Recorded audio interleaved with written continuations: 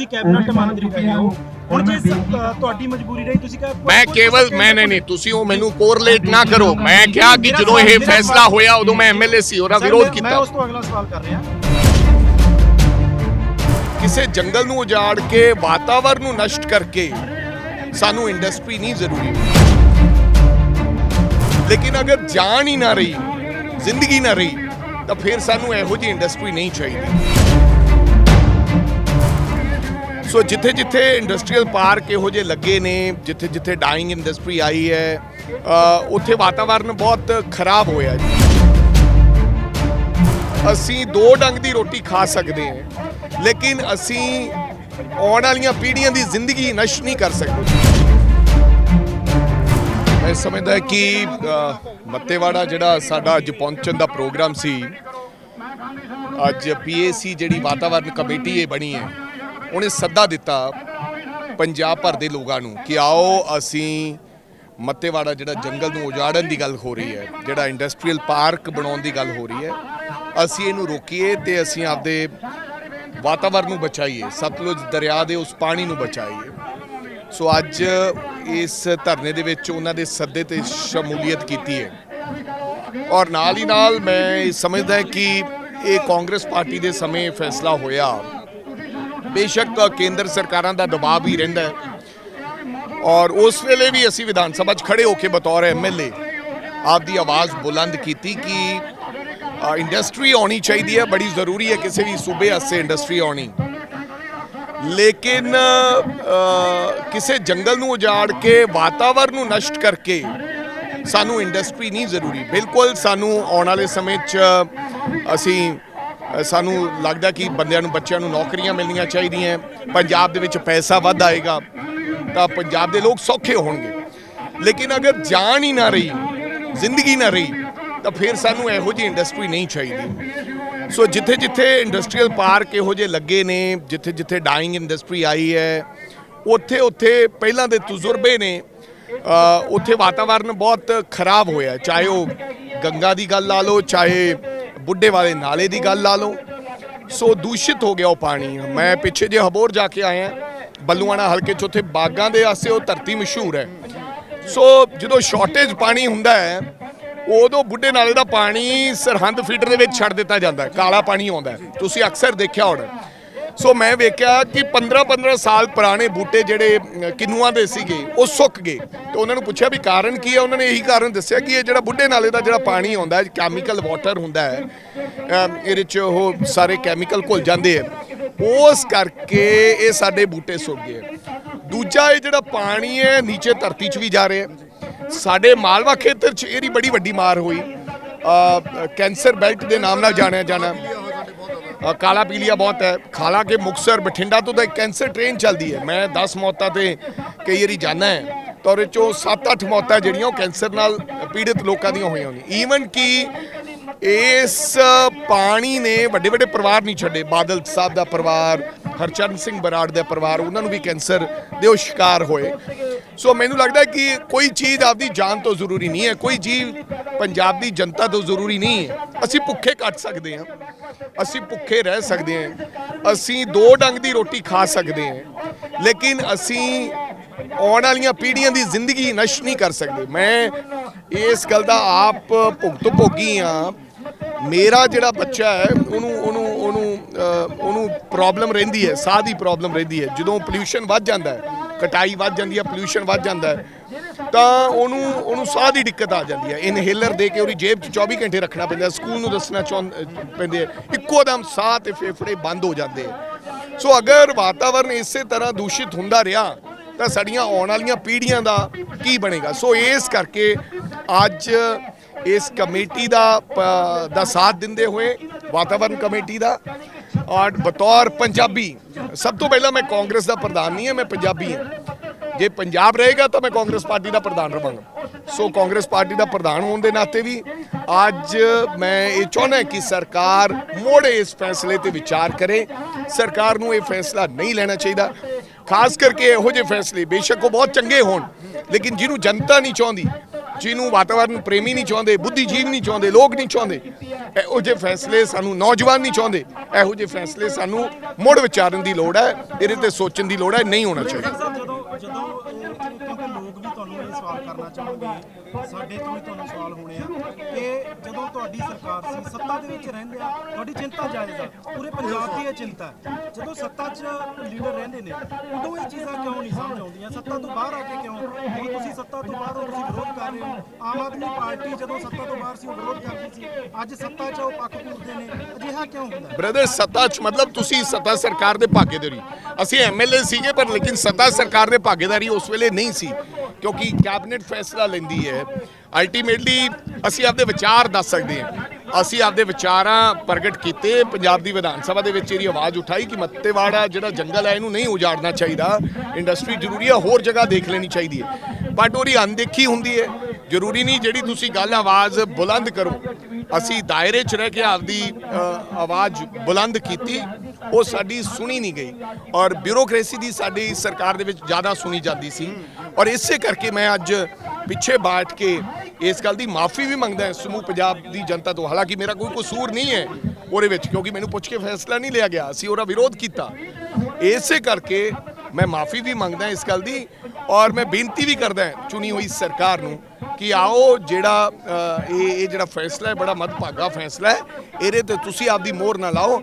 ਆਪਾਂ ਇਸ ਫੈਸਲੇ ਦਾ ਵਿਰੋਧ ਕਰਦੇ ਹੋਏ ਇੱਥੇ ਇੰਡਸਟਰੀਅਲ ਪਾਰਕ ਨਾ ਬਣ ਦੇ। ਵੜਿੰਗ ਸਾਹਿਬ, ਜਦੋਂ ਤੁਸੀਂ ਸੱਤਾ ਸੀਗੇ ਇਹ ਵਿਰੋਧੀ ਧਿਰ ਸੀ ਤਾਂ ਭਗਵੰਤ ਮਾਨ ਜੀ ਵੀ ਇੱਥੇ ਆਏ, ਬਾਕੀ ਸਾਰੇ ਵੀ ਇੱਥੇ ਆਏ, ਸਾਰੀ ਆਮ ਆਦਮੀ ਪਾਰਟੀ। ਅੱਜ ਕੀ ਮਜਬੂਰੀ ਹੈ ਕਿ ਇਹ ਫੈਸਲਾ ਲੈਣ ਨੂੰ ਮਜਬੂਰ ਹੋਏ? ਉਦੋਂ ਵਿਰੋਧ ਕਰ ਰਹੇ ਸੀਗੇ। ਦੇਖੋ, ਮੈਂ ਕਿਸੇ ਸਰਕਾਰ ਦਾ ਕ੍ਰਿਟਿਸਿਜ਼ਮ ਨਹੀਂ ਕਰਨਾ ਚਾਹੁੰਦਾ, ਲੇਕਿਨ ਹਾਂ ਮੈਂ ਜ਼ਰੂਰ ਇਹ ਚਾਹੁੰਦਾ ਕਿ ਜਿਹੜੀ ਸਰਕਾਰ ਹੁਣ ਬਣੀ ਹੈ ਉਹ ਲੋਕਾਂ ਦੀ ਆਵਾਜ਼ ਤੇ ਬਣੀ ਆ। ਜਿੰਨੇ ਵਾਤਾਵਰਨ ਪ੍ਰੇਮੀ ਹੈ ਉਹ ਮੰਚ ਤੇ ਬੋਲਦੇ ਹੋਏ ਕਹਿ ਰਹੇ ਸੀ ਕਿ ਅਸੀਂ ਲੋਕਾਂ ਨੇ ਦਿਲ ਖੋਲ ਕੇ ਵੋਟਾਂ ਪਾਈਆਂ, ਦਿਲ ਖੋਲ ਕੇ ਵੋਟਾਂ ਪਾਈਆਂ, ਕਿਉਂਕਿ ਉਹ ਲੋਕ ਸਾਡੇ ਫੈਸਲਿਆਂ ਤੋਂ ਦੁਖੀ ਸਨ। ਅਸੀਂ ਆਪਦੇ ਆਪ ਨੂੰ ਕਰੈਕਟ ਕਰਨਾ ਚਾਹੁੰਦੇ ਹਾਂ, ਜਿੱਥੇ ਤੁਹਾਡੇ ਤੋਂ ਗਲਤੀ ਹੋਵੇ ਮੰਨ ਲੈਣਾ ਚਾਹੀਦਾ। ਸੋ ਉਹਨਾਂ ਫੈਸਲਿਆਂ ਦੇ ਖਿਲਾਫ ਇਹ ਸਰਕਾਰ ਬਣਾਈ ਸੀ। ਇਹ ਜਨਤਾ ਦੀ ਚੁਣੀ ਹੋਈ ਸਰਕਾਰ ਲੋਕ ਮੰਨਦੇ ਸੀ ਆਪਣੇ ਆਪ ਨੂੰ ਕਿ ਇਹ ਸਾਡੀ ਸਰਕਾਰ ਹੈ। ਸੋ ਇਹ ਜਨਤਾ ਦੇ ਫੈਸਲਿਆਂ ਨੂੰ ਮੈਨੂੰ ਲੱਗਦਾ ਹੈ ਕਿ ਜਨਤਾ ਦੇ ਮੁਤਾਬਕ ਹੋਣੇ ਚਾਹੀਦੇ ਹੈ ਔਰ ਮੈਂ ਉਮੀਦ ਕਰਾਂਗਾ ਕਿ ਪੰਜਾਬ ਸਰਕਾਰ ਕੰਨ ਖੋਲ ਕੇ ਇਹ ਗੱਲ ਸੁਣੇਗੀ ਔਰ ਇਹਦੇ ਤੇ ਗੌਰ ਫਰਮਾਏਗੀ। ਅਗਲਾ ਫੈਸਲਾ ਜੋ ਵੀ ਪੀਏਸੀ ਕਹੇਗੀ, ਬਿਲਕੁਲ ਇਹ ਇੰਡਸਟਰੀਅਲ ਪਾਰਕ ਤਾਂ ਨਹੀਂ ਬਣੇਗਾ, ਕਿਉਂਕਿ ਇਹਦੀ ਲੜਾਈ ਲੜਾਂਗੇ। ਬੇਸ਼ੱਕ ਕੁਝ ਵੀ ਕਰਨਾ ਪਵੇ, ਕਿਸੇ ਹੱਦ ਤੱਕ ਵੀ ਜਾਣਾ ਪਵੇ, ਉਹ ਲੜਾਈ ਲੜਾਂਗੇ, ਪਰ ਫੈਸਲਾ ਜਿਹੜੀ ਸਾਡੇ ਇਹ ਕਮੇਟੀ ਹੈ ਉਹ ਕਰੇਗੀ। ਜਿਸ ਤਰ੍ਹਾਂ ਉਹ ਕਹੇਗੀ ਅਸੀਂ ਉਹਨਾਂ ਦੇ ਨਾਲ ਡਟ ਕੇ ਸਾਰੀ ਕਾਂਗਰਸ ਪਾਰਟੀ, ਸਮੁੱਚੀ ਟੀਮ, ਯੂਥ ਕਾਂਗਰਸ, ਮਹਿਲਾ ਕਾਂਗਰਸ, ਸਾਰੇ ਲੋਕ ਅਸੀਂ ਡਟ ਕੇ ਉਹਨਾਂ ਦਾ ਸਾਥ ਦੇਵਾਂਗੇ ਔਰ ਇਹ ਜੰਗਲ ਨੂੰ ਉੱਜੜ ਨਹੀਂ ਦੇਵਾਂਗੇ। ਇਸ ਸਵਾਲ ਤੋਂ ਕਿਉਂਕਿ ਤੁਸੀਂ ਸਰਕਾਰ ਦੇ ਵਿੱਚ ਰਹੇ ਹੋ, ਤੁਸੀਂ ਇਹਨਾਂ ਚੀਜ਼ਾਂ ਨੂੰ ਜ਼ਿਆਦਾ ਸਮਝਦੇ ਹੋ, ਤੁਸੀਂ ਕੈਬਨਿਟ ਮੰਤਰੀ ਰਹੇ ਹੋ। ਹੁਣ ਜੇ ਤੁਹਾਡੀ ਮਜਬੂਰੀ ਰਹੀ, ਤੁਸੀਂ ਕਿਹਾ ਮੈਂ ਕੇਵਲ ਨਹੀਂ ਤੁਸੀਂ ਉਹ ਮੈਨੂੰ ਕੋਰਿਲੇਟ ਨਾ ਕਰੋ। ਮੈਂ ਕਿਹਾ ਕਿ ਜਦੋਂ ਇਹ ਫੈਸਲਾ ਹੋਇਆ ਉਦੋਂ ਮੈਂ ਐਮਐਲਏ ਸੀ, ਉਹਦਾ ਵਿਰੋਧ ਕੀਤਾ। ਮੈਂ ਉਸ ਤੋਂ ਅਗਲਾ ਸਵਾਲ ਕਰ ਰਿਹਾ ਕਿ ਫਿਰ ਸੱਤਾ ਦੇ ਵਿੱਚ ਰਹਿਣ ਵਾਲੀ ਸਰਕਾਰ ਦੀ ਮਜਬੂਰੀ ਕੀ ਹੈ? ਹੁਣ ਜਦੋਂ ਪਹਿਲਾਂ ਭਗਵੰਤ ਮਾਨ ਵਿਰੋਧ ਕਰਦੇ ਸੀ, ਹੁਣ ਪੱਖ 'ਚ ਕਿਉਂ ਆ ਗਏ? ਕੀ ਕੋਈ ਕਾਨੂੰਨੀ ਕੁੰਡੀ ਹੈ ਜਾਂ ਕਿਤੇ ਕੇਂਦਰ ਸਰਕਾਰ ਦਾ ਕੋਈ ਦਬਾਅ ਹੈ ਜਿਹਦੇ ਅੰਦਰ ਮੁੱਖ ਮੰਤਰੀ ਫੈਸਲਾ ਨਹੀਂ ਲੈ ਸਕਦੇ? ਸੋ ਇਹ ਤਾਂ ਮੁੱਖ ਮੰਤਰੀ ਸਾਹਿਬ ਹੀ ਦੱਸ ਸਕਦੇ, ਲੇਕਿਨ ਐਸੀ ਕੋਈ ਕਾਨੂੰਨ ਪ੍ਰਕਿਰਿਆ ਕੁੰਡੀ ਨਹੀਂ ਹੈ, ਕੁੰਡੀ ਨਹੀਂ ਹੈ। ਮੁੱਖ ਮੰਤਰੀ ਮਾਲਕ ਹੁੰਦਾ, ਜੋ ਮਰਜ਼ੀ ਫੈਸਲਾ ਲੈ ਸਕਦਾ। ਕੈਬਨਿਟ ਜੋ ਮਰਜ਼ੀ ਫੈਸਲਾ ਲੈ ਸਕਦੀ ਹੈ, ਉਹਦੇ ਤੇ ਕੋਈ ਕਿਸੇ ਦੀ ਬੰਦਿਸ਼ ਨਹੀਂ ਹੈ। ਮੁੱਖ ਮੰਤਰੀ ਮੇਰਾ ਖਿਆਲ ਇਹਦੇ ਤੇ ਫੈਸਲਾ ਲੈ ਸਕਦੇ, ਇੰਡਸਟਰੀ ਪਾਰਕ ਨੂੰ ਨਾ ਕਰ ਸਕਦੇ। ਵੜਿੰਗ ਸਾਹਿਬ, ਇੱਕ ਸਵਾਲ ਜਿਹੜਾ ਕਿ ਕੱਲ ਮੁੱਖ ਮੰਤਰੀ ਸਾਹਿਬ ਦੇ ਵੱਲੋਂ ਲਿਖ ਕੇ ਸੋਸ਼ਲ ਮੀਡੀਆ ਤੇ ਪਾਇਆ ਕਿ ਸਾਨੂੰ ਵਿਧਾਨ ਸਭਾ ਦੇ ਲਈ ਥਾਂ ਚਾਹੀਦੀ ਹੈ ਚੰਡੀਗੜ੍ਹ। ਹਰਿਆਣੇ ਨੂੰ ਦਿੱਤੀ ਜਾ ਰਹੀ ਹੈ ਕੇਂਦਰ ਦੇ ਵੱਲੋਂ। ਬੜਾ ਮੈਂ ਕੱਲ ਟਵੀਟ ਕੀਤਾ ਸੀ ਉਸ ਮੁੱਦੇ ਤੇ, ਬੜਾ ਗਲਤ ਜਿਹੜਾ ਫੈਸਲਾ ਉਹਨਾਂ ਨੇ ਇਹ ਗੱਲ ਲਿਖੀ। ਮੈਂ ਸਮਝਦਾ ਕਿ ਇਹ ਵੱਡਾ ਬਲੰਡਰ ਹੈ, ਵੱਡੀ ਗਲਤੀ ਹੈ। ਸਾਡੀ ਵਿਧਾਨ ਸਭਾ, ਸਾਡਾ ਉਹਦੇ ਤੇ ਹੱਕ ਹੈ।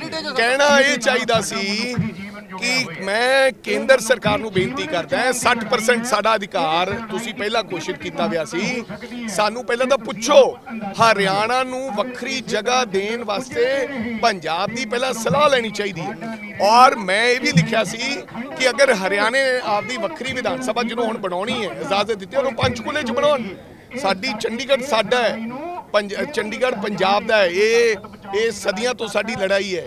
ਔਰ ਵਿਧਾਨ ਸਭਾ ਉਹ ਸਾਡੀ ਹੈ, ਸਾਨੂੰ ਵੱਖਰੀ ਵਿਧਾਨ ਸਭਾ ਕਿਉਂ ਲੈਣੀ ਹੈ ਬਈ? ਸਾਡੀ ਉਸ ਉਹੀ ਵਿਧਾਨ ਸਭਾ। ਫਿਰ ਤਾਂ ਤੁਸੀਂ ਆਪਦਾ ਹੱਕ ਛੱਡ ਰਹੇ ਹੋ, ਤੁਸੀਂ ਆਪਦਾ ਹੱਕ ਛੱਡ ਰਹੇ ਹੋ। ਜੇ ਤੁਸੀਂ ਵੱਖਰੀ, ਹਾਂ ਫਿਰ ਤੁਸੀਂ ਆਪਦਾ ਹੱਕ ਛੱਡ ਰਹੇ ਹੋ।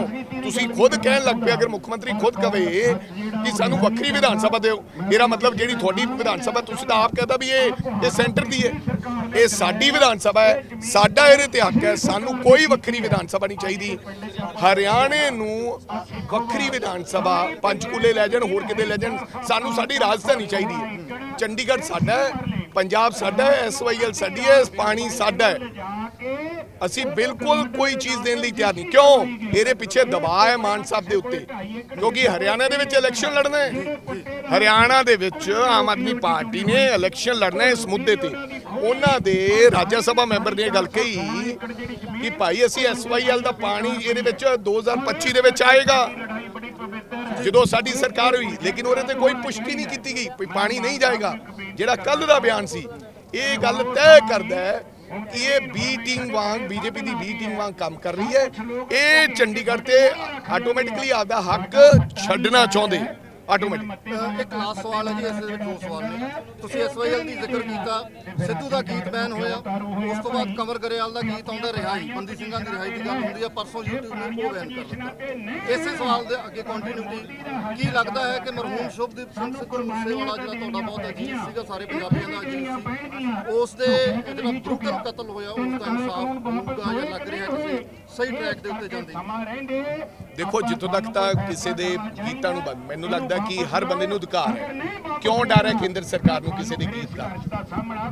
ਅਗਰ ਕੋਈ ਬੰਦਾ ਗਲਤ ਗੱਲ ਕਹਿ ਰਿਹਾ ਜਾਂ ਗਲਤ ਗੱਲ ਹੈ, ਮੈਨੂੰ ਨਹੀਂ ਲੱਗਦਾ ਕਿ ਪੰਜਾਬ ਦੀ ਜਨਤਾ ਔਰ ਦੇਸ਼ ਦੀ ਜਨਤਾ ਇੰਨੀ ਅਣਜਾਣ ਹੈ। ਮੈਨੂੰ ਨਹੀਂ ਲੱਗਦਾ ਕਿ ਕਿਸੇ ਦੇ ਇਸ ਤਰ੍ਹਾਂ ਕਿਸੇ ਦੇ ਗਾਣੇ ਨੂੰ ਜਾਂ ਕਿਸੇ ਦੇ ਟਵਿੱਟਰ ਅਕਾਊਂਟ ਨੂੰ ਬੰਦ ਕਰ ਦੇਣਾ ਚਾਹੀਦਾ। ਔਰ ਜਿੱਥੋਂ ਤੱਕ ਸਿੱਧੂ ਮੂਸੇਵਾਲੇ ਦਾ ਗੱਲ ਹੈ, ਹਜੇ ਤੱਕ ਤਾਂ ਸਵਾ ਮਹੀਨਾ ਹੋ ਗਿਆ, ਉਸ ਮੇਰੇ ਭਰਾ ਨੂੰ ਇਨਸਾਫ ਨਹੀਂ ਮਿਲਿਆ, ਭੋਲੇ ਨੂੰ। ਉਹ ਪਿੱਟ ਕੇ ਮਰ ਗਿਆ। ਇਹ ਜ਼ਰੂਰ ਹੋ ਰਿਹਾ ਕਿ ਫਲਾਣੇ ਥਾਂ ਤੋਂ ਗੈਂਗਸਟਰ ਫੜ ਲਿਆ, ਫਲਾਣੀ ਥਾਂ ਤੇ ਲੈ ਗਏ, ਉਹਦਾ ਪ੍ਰੋਡਕਸ਼ਨ ਬ੍ਰਾਂਡ ਤੇ ਲਿਆਂਦੇ।